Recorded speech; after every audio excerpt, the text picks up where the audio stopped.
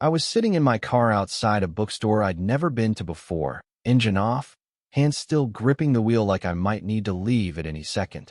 The rain was coming down steady, not hard enough to drum against the roof, just persistent.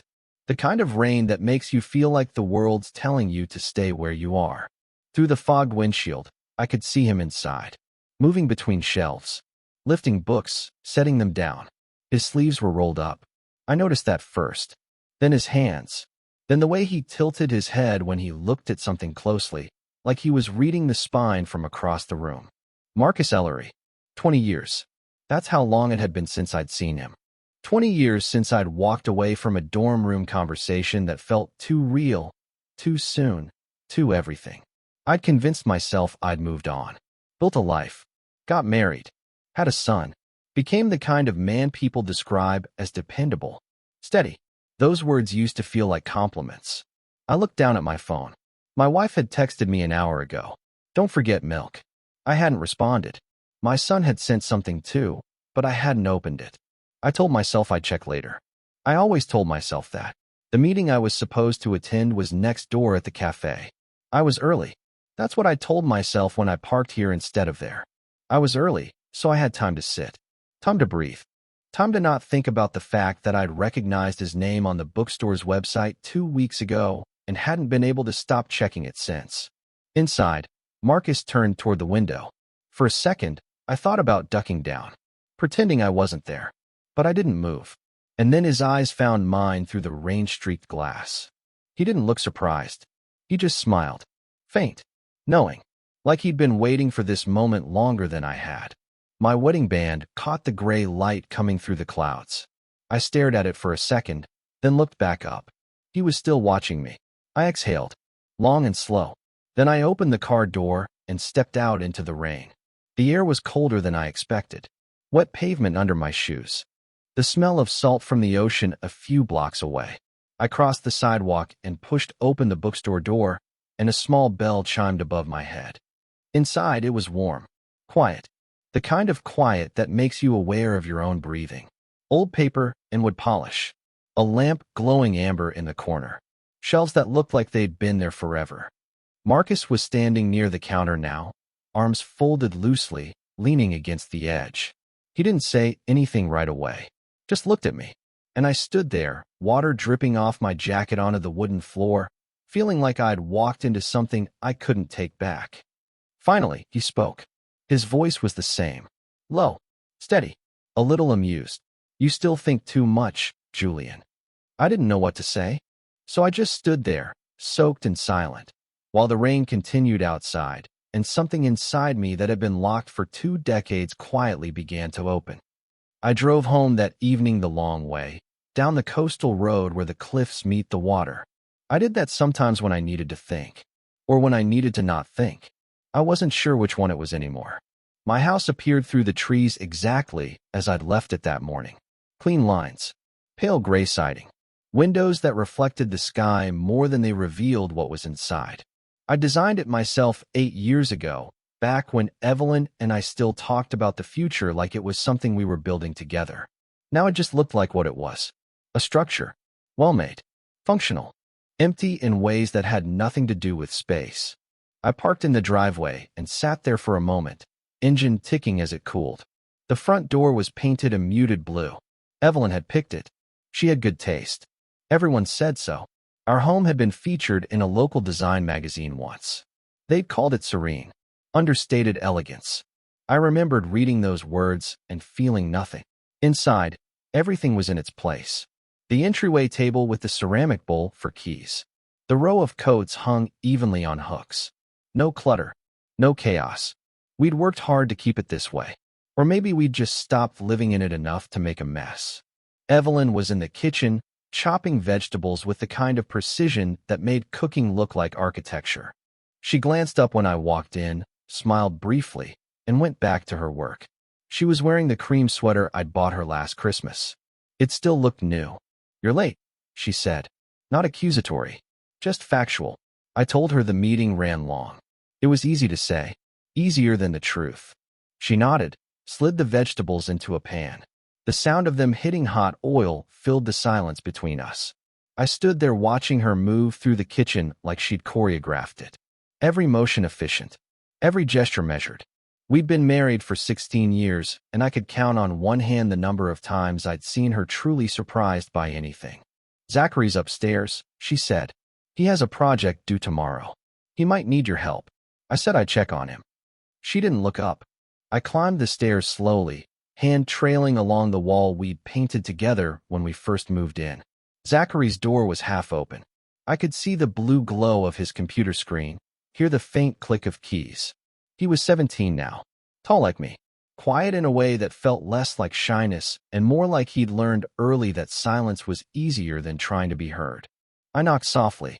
He glanced over his shoulder, pulled out one earbud. "Hey," I said. "Hey, Mom said you have a project." He shrugged. "It's fine. Almost done." I stood in the doorway, uncertain. We used to talk more. Or maybe we never did, and I'd just convinced myself we had. He turned back to his screen, and I took that as my cue to leave. Before I closed the door, he spoke again without looking at me. "You okay, Dad?" The question caught me off guard. I told him I was fine, just tired. He nodded, put his earbud back in, and I stood there in the hallway, staring at his closed door, wondering when my own son had started seeing through me. Dinner was quiet. It usually was. We sat at the table we'd chosen together from a catalog, eating food that tasted like it should have been better than it was. Evelyn asked about work. I gave her the same answers I always did. She told me about her day at the nonprofit where she managed donor relations. Zachary scrolled through his phone until she told him to put it away. He did, but his eyes stayed distant. We moved around each other like pieces on a board. Polite. Predictable. No one's fault, really. Just the slow accumulation of years spent building a life instead of living one. After dinner, I went to my study. It was the one room in the house that was mine. Bookshelves lined with volumes on architecture and design. A drafting table I barely used anymore. A desk with drawers that locked. I opened the bottom drawer and pulled out a wooden box I kept hidden beneath old files. Inside was a photograph I hadn't looked at in years, but had never been able to throw away. Two young men standing by a lake. Summer. 23 years ago. Marcus had his arms slung across my shoulders. We were both laughing at something I couldn't remember anymore. The sun was setting behind us, turning everything gold. I stared at that photograph for a long time. At the version of myself who didn't know yet how to be afraid. Who hadn't learned that some doors, once closed, take decades to find again. I heard Evelyn moving around upstairs. The sound of water running. The routine of our evening separation. She'd read in bed. I'd stay down here until late. We'd sleep on opposite sides of the mattress, careful not to touch. I put the photograph back in the box, locked the drawer, turned off the light. But as I climbed the stairs toward a bedroom that felt more like a waiting room than a home, I couldn't stop thinking about the bookstore. The smell of old paper. The amber light. The way Marcus had looked at me like no time had passed at all. "You still think too much, Julian." I stood at the top of the stairs, one hand on the railing, and realized he was right. I'd been thinking for 20 years. Thinking instead of feeling. Building instead of being. Choosing safety over truth so many times I'd forgotten there was ever a choice to make. The hallway stretched ahead of me. Quiet. Beige. Perfectly lit. And for the first time in longer than I could remember, I felt the weight of everything I'd constructed to keep myself contained. 3 days passed before I heard from him. 3 days of moving through my routine like I was underwater. Work. Home. The drive between them. Everything felt slightly off, like a picture frame hanging crooked that only I could see. The text came while I was at my desk, reviewing blueprints for a beach house that all my clients seemed to want variations of. The same open concept. The same floor-to-ceiling windows. The same illusion of space that somehow always felt smaller once built. The message was simple. Coffee. Tomorrow? No pressure. I stared at my phone for longer than I should have. My thumb hovered over the screen. I could have said I was busy. I could have said nothing at all. Instead, I typed back, "What time?" His response came immediately, like he'd been waiting. 10. The place next to the shop. I told him I'd be there. That night, Evelyn asked me if something was wrong. We were in the living room. She was reading a book about sustainable agriculture. I was pretending to work on my laptop. You seem distracted, she said. I told her I was fine. Just a project that was taking longer than expected. She nodded, went back to her book. She'd always been good at accepting my answers without digging deeper. I used to think that was respect for my privacy. Now I wondered if it was something else. If we'd both just gotten comfortable with not knowing each other too well. The next morning, I left early. Told Evelyn I had a site visit. It wasn't technically a lie. I did have work to do later. Just not at 10. The cafe was small. Wood tables. Mismatched chairs. The kind of place that served coffee in ceramic mugs instead of paper cups. Marcus was already there when I arrived, sitting by the window with 2 drinks in front of him. He looked up and smiled. Got you a cappuccino. That's still your thing, right? I sat down across from him, surprised he remembered. It had been 2 decades, but he said it like we'd seen each other last week. For a while, we talked about nothing important. The weather, the town, how much it had changed, how much it hadn't. His voice was easy, unhurried. He had this way of listening that made you feel like whatever you were saying actually mattered. Then he told me about Portland, about the years he'd spent there working in corporate marketing, making good money, living in a nice apartment, dating people who never quite felt right. About waking up one morning and realizing he'd built a life that looked impressive from the outside, but felt hollow from within. So I left, he said. Sold everything. Moved back here. Opened the bookstore. He said it simply, like it was the most obvious choice in the world. I asked him if he regretted it. He shook his head. Best decision I ever made. Scary as hell, but the right kind of scary. There was something in his eyes when he said it. A clarity I didn't recognize. Or maybe I did recognize it, from a long time ago, before I'd learned to be careful. What about you? He asked. You doing what you wanted to do? I told him about the firm, about the houses I designed, about how I'd always imagined I'd do something bigger, more ambitious, but somehow settled into a comfortable niche. He listened without interrupting. Then he said, Do you like it? The question was so direct it caught me off guard. I opened my mouth to say yes, of course, but the word didn't come. Instead I said, It's fine. It's stable. He smiled, but there was something sad in it. Stable. That's a word people use when they're trying to convince themselves. I looked down at my coffee. He wasn't wrong. He asked about my family then. I told him about Evelyn, about how we met at a gallery opening, about Zachary, about the house by the sea. I kept my voice neutral, factual, like I was describing someone else's life. Marcus just nodded. He didn't ask the questions I was afraid he'd ask. He didn't push. But when I finished talking, he leaned back in his chair and said quietly, You sound like you're doing fine, Julian. But you don't sound happy. No one had said that to me before. Not in those words. Not that plainly. I didn't know how to respond.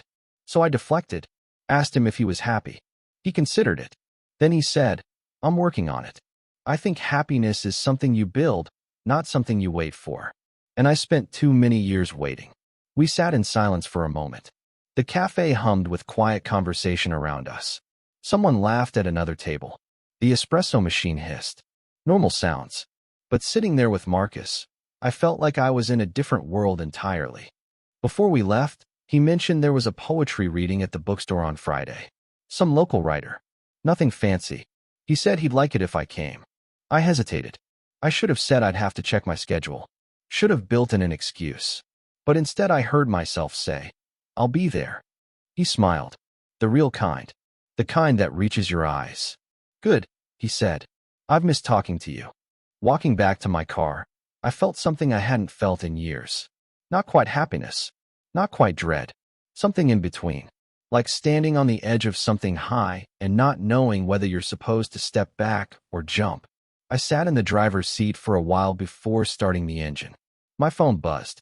A text from Evelyn, reminding me to pick up the dry cleaning. I responded that I would, then set the phone down and stared through the windshield at nothing in particular. Marcus had said happiness was something you build. But what do you do when you've already built everything and the structure you're standing in feels like a cage?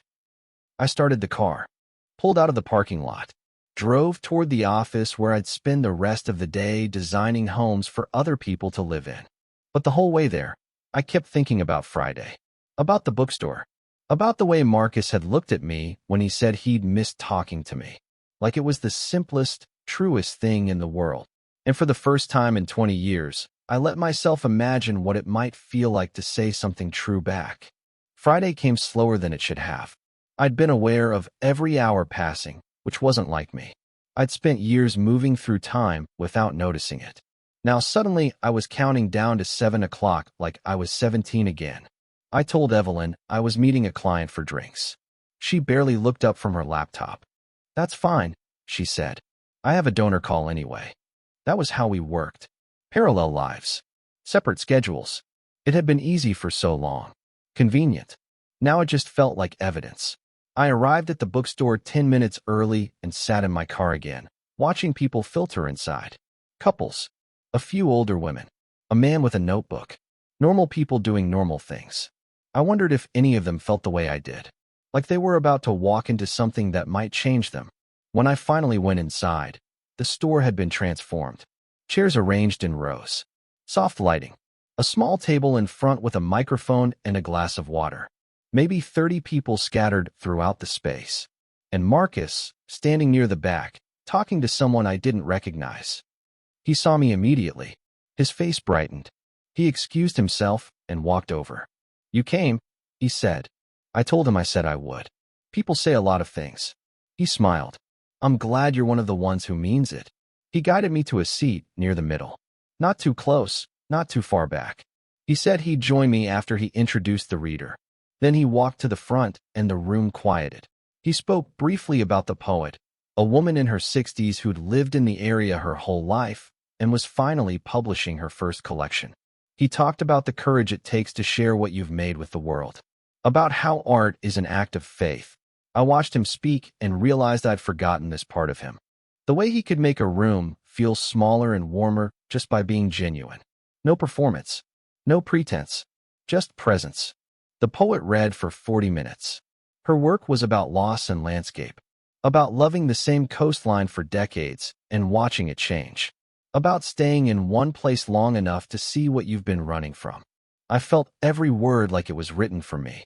When it ended, people clapped. Some stayed to buy books. Others filtered out into the night. Marcus returned to sit beside me as the crowd thinned. "What did you think?" he asked. I told him it was beautiful, and I meant it. He nodded toward the window where rain had started again. "Want to stay for a bit? I need to close up, but we could talk." I should have said no. Should have thanked him for the invitation and driven home.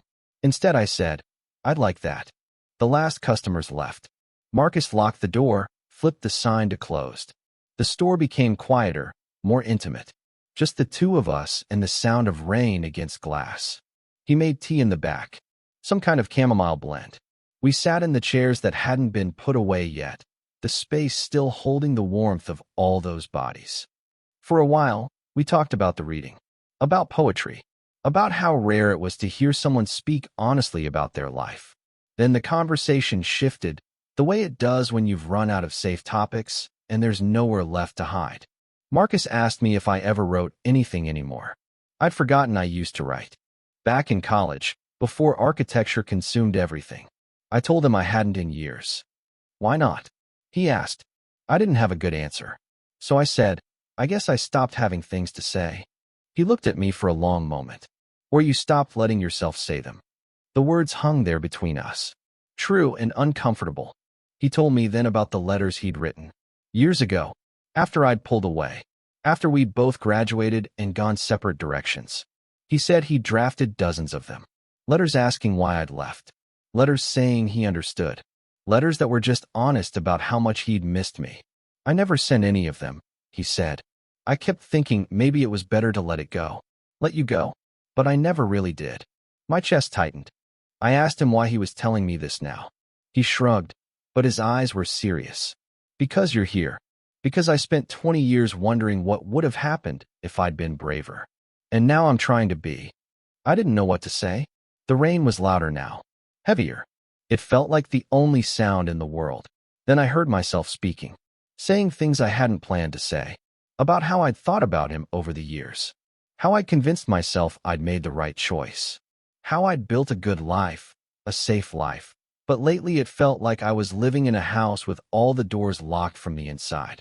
Marcus listened. He didn't interrupt. He didn't offer solutions. He just sat there, present and patient, the way he'd always been. When I finished, he said something I wasn't expecting.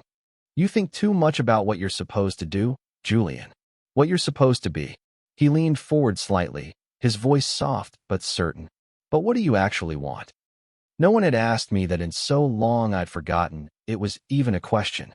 I looked at him, at the way the lamplight caught his face, at the openness in his expression that I'd spent 20 years trying to forget, and I realized I didn't have an answer. Or maybe I did, and I was just too afraid to say it. We stayed until the tea went cold, until the rain softened to a drizzle, until there was nothing left to talk about except the thing neither of us was saying. When I finally stood to leave, Marcus walked me to the door. We stood there in the threshold, the night air cool and damp. He said, "Come back anytime. I mean it, even if it's just to sit and think less." I smiled despite myself, told him I'd try. Then he did something unexpected.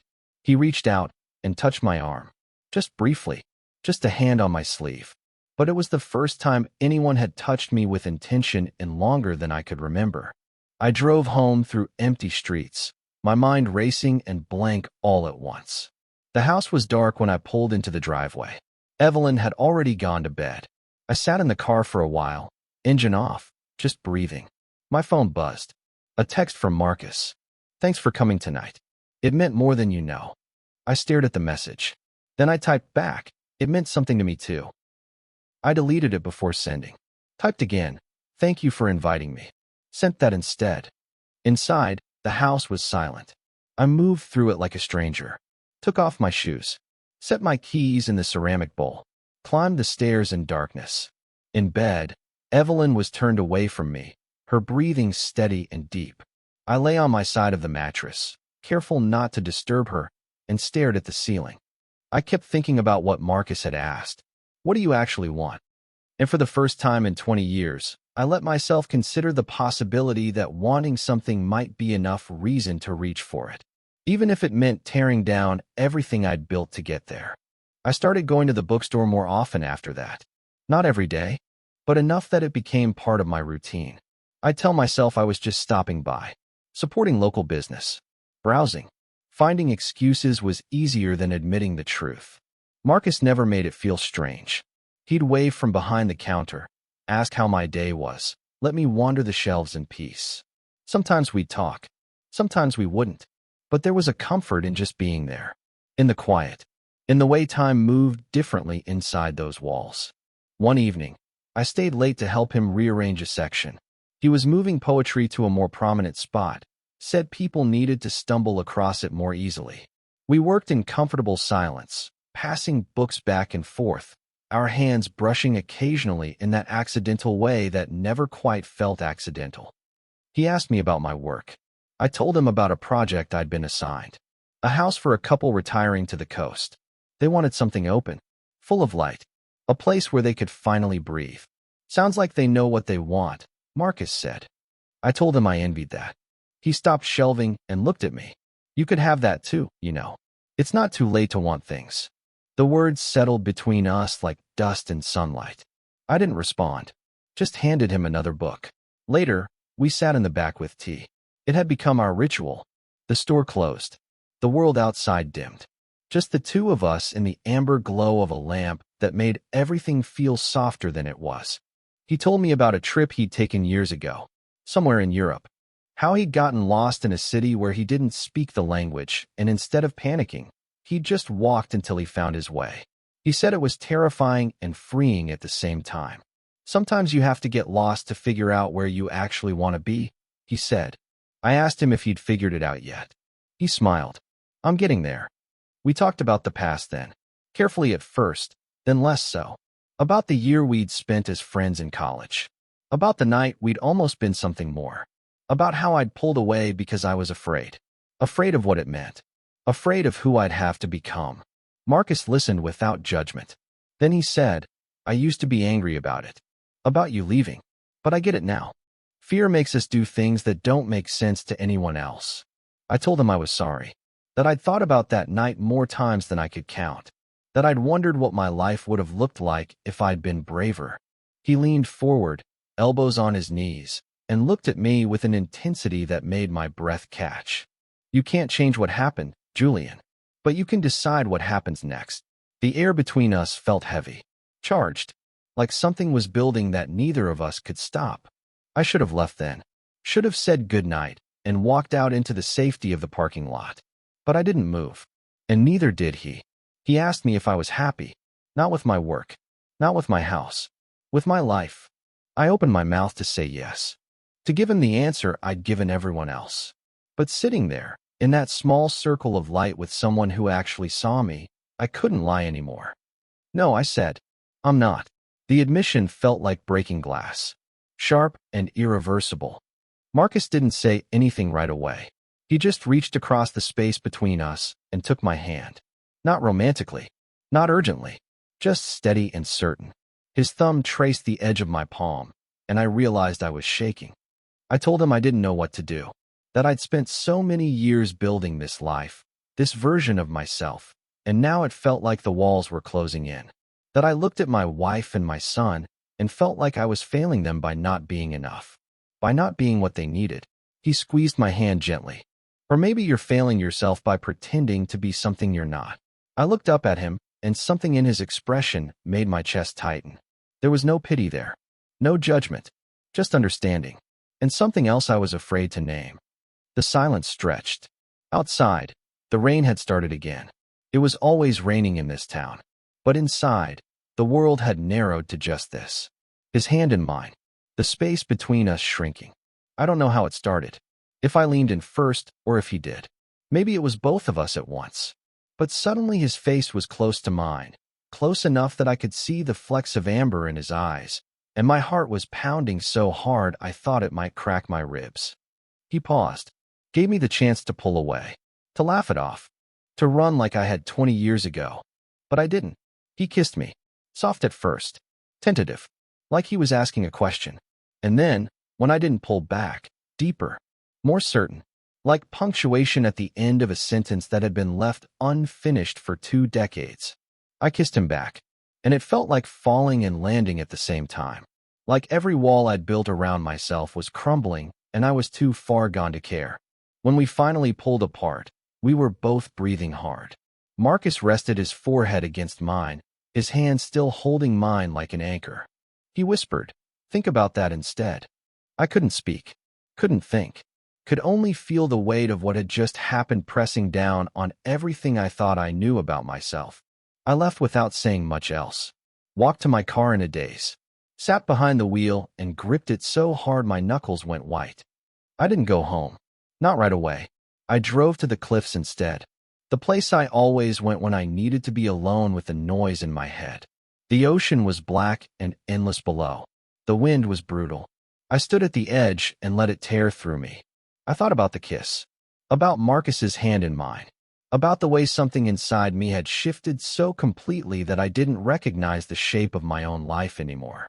I thought about Evelyn, about Zachary, about the house with its clean lines and empty rooms, about everything I'd built to keep myself safe. And I realized that safety had cost me everything. I didn't sleep that night. I drove for hours, down coastal roads, through empty streets, past houses with their lights on, families inside living lives I could only imagine. When I finally pulled into my driveway as the sun was rising, I sat there and watched the light change, watched my house emerge from darkness. And I knew, with a certainty that terrified me, that I couldn't keep living like this. That something had broken open inside me that couldn't be closed again. That Marcus had been right. I'd been thinking for 20 years. And now, finally, I was feeling, even if it destroyed everything. The days that followed felt like living in 2 worlds at once. There was the world where I went to work and came home and sat at the dinner table, making conversation that meant nothing. And then there was the other world, the one where I'd kissed Marcus, where I'd felt something break open inside me that couldn't be put back together. I didn't go to the bookstore. Couldn't. Every time I thought about it, my chest tightened. I told myself I needed time, space, to think clearly. But the truth was I was afraid. Afraid of what I'd feel if I saw him again. afraid of what I wouldn't feel if I didn't. Evelyn noticed first. She always noticed things before I was ready to admit them. It was a Tuesday night. We were in the living room. She was reading. I was pretending to work. The silence between us had always been comfortable. Now it felt like a test I was failing. She closed her book and looked at me. Not accusatory, just observant. "Julian," she said, "are you in love with someone?" The question landed like a stone in still water. I opened my mouth to deny it, to laugh it off, to do what I'd always done and deflect until the moment passed. But I couldn't. I stared at her, at this woman I'd built a life with, who'd been kind and patient and everything a partner should be, who deserved better than whatever this was. I didn't answer, but my silence was answer enough. She nodded slowly, set her book aside. Her face was calm, too calm, like she'd been preparing for this conversation longer than I had. "How long?" she asked. I told her I didn't know, that it wasn't something I'd planned, that I hadn't meant for any of this to happen. She smiled, but it was sad, resigned. "No one ever means for it to happen, Julian. But it does." We sat there in the terrible quiet. The clock on the wall ticked. Outside, I could hear the ocean in the distance, the same sound I'd been listening to for 16 years. She asked me if I wanted to leave. Said it simply, like she was asking if I wanted tea. I told her I didn't know what I wanted. And that was the truth. Or part of it. The part one could admit out loud. She looked at me for a long time. Then she said, "I think you do know. You're just afraid to say it." I felt something crack open in my chest. She was right. She was always right about things like this. That's what made it worse. I asked her how long she'd known that something was wrong. She considered it. Years, maybe. But I kept thinking it would get better. That whatever we'd lost, we'd find again. She paused. "But we didn't, did we?" "No," I said. "We didn't." She asked me who it was. I hesitated, then told her. "An old friend. Someone from college." She nodded like that explained everything. Maybe it did. We didn't yell. Didn't cry. It was all so quiet. So civil. Like we were discussing the terms of a business arrangement rather than the end of a marriage. Maybe that's what we'd become. A partnership that had worked well on paper, but had forgotten how to be anything real. She told me she'd need time. That we'd have to figure out what to tell Zachary. That she wasn't angry, just tired. Tired of pretending everything was fine when it hadn't been fine for a long time. I told her I was sorry. And I meant it. She said, "I know you are. But sorry doesn't change anything." She went upstairs after that. I heard the bedroom door close. Not a slam. Just a quiet click. Final. I sat alone in the living room until the early hours of the morning, staring at the walls I'd designed, the furniture we'd chosen together, the life we'd built that now felt like something I was watching through glass. I thought about Zachary, about what this would do to him, about how you can love someone and still fail them completely.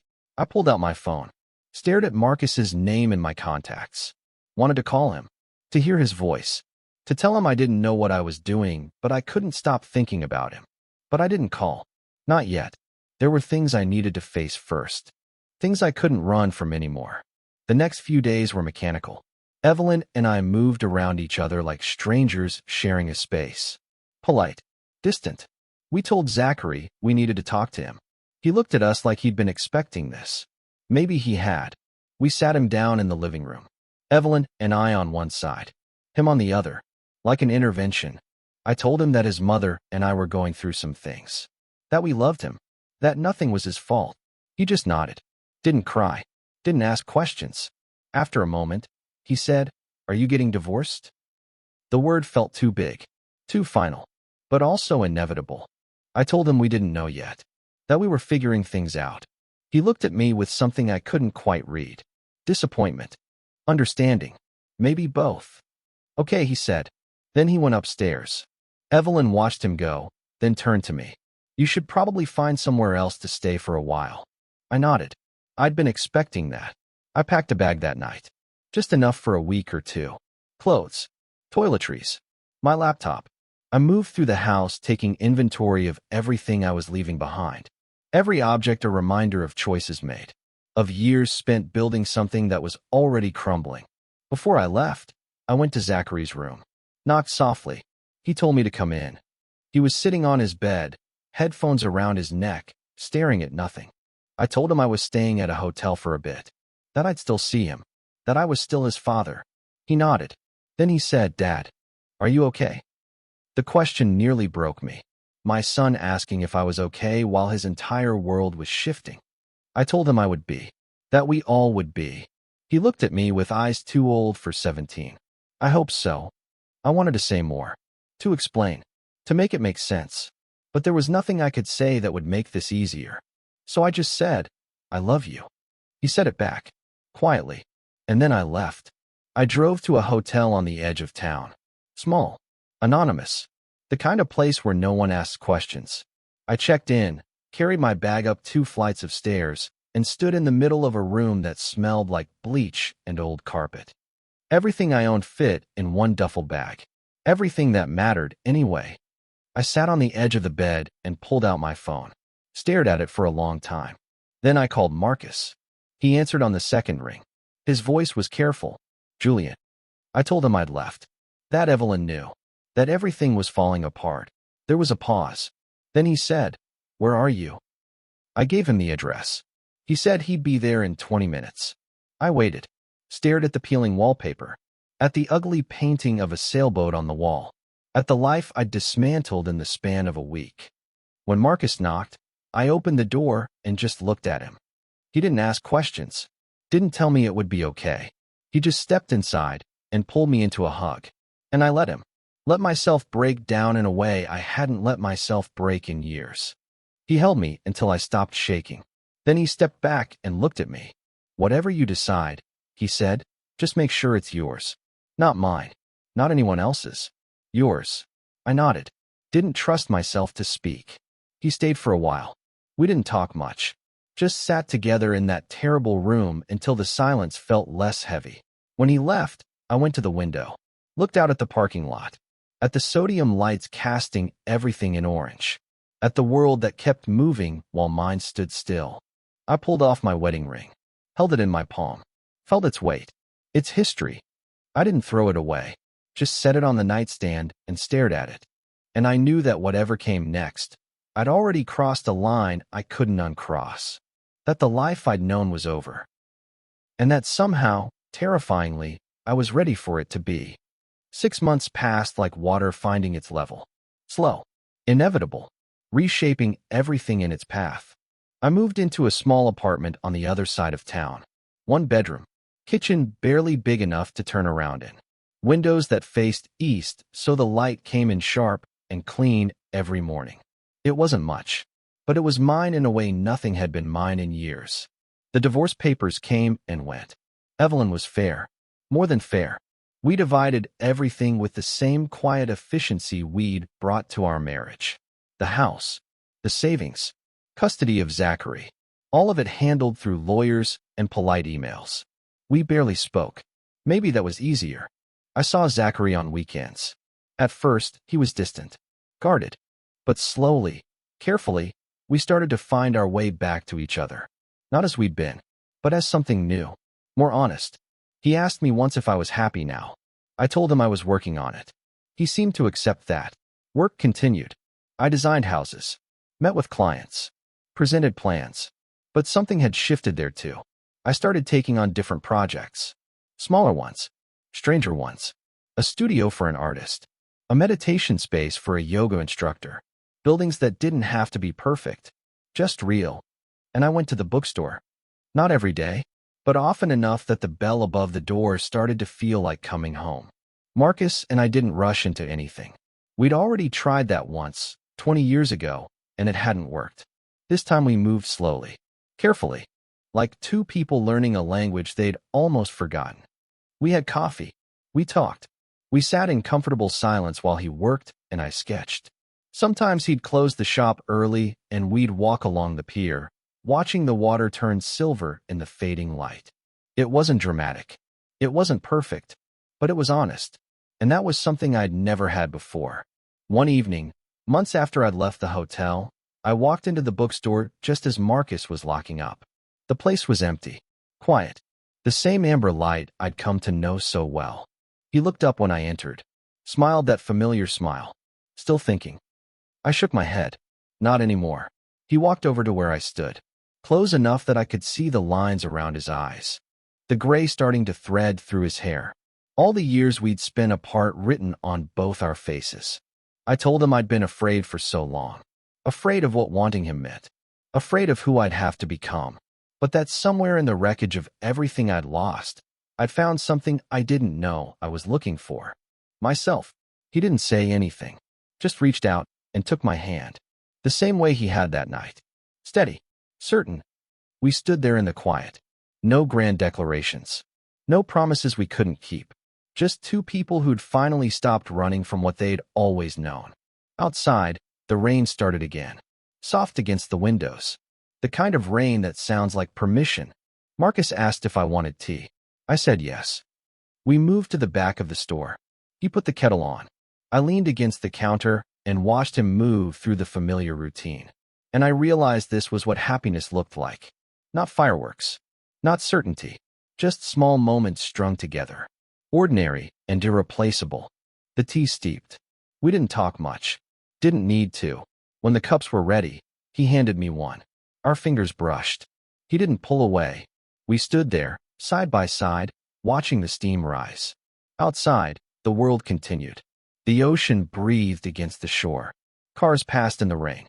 Life moved forward the way it always does. But inside that bookstore, in that circle of light, time felt different. Slower. More forgiving. Marcus looked at me. Then at the window. Then back. You know, he said quietly, I think this is what I've been waiting for. Not some perfect moment. Just this. I nodded. Understood completely. We finished our tea in silence. And when the cups were empty, we didn't move apart. Just stood there. Together. In the quiet we'd both earned. I thought about the man I'd been 6 months ago. Sitting in his car outside this store. Afraid to go inside. Afraid to want anything. I thought about everything I'd lost. The house. The marriage. The life I'd built so carefully. And I realized I didn't regret it. Not anymore. Because standing here, in this small bookstore with rain on the windows and Marcus beside me, I finally understood what it meant to be alive. Not safe. Not certain. Not comfortable. Just alive. And that was enough. More than enough. It was everything.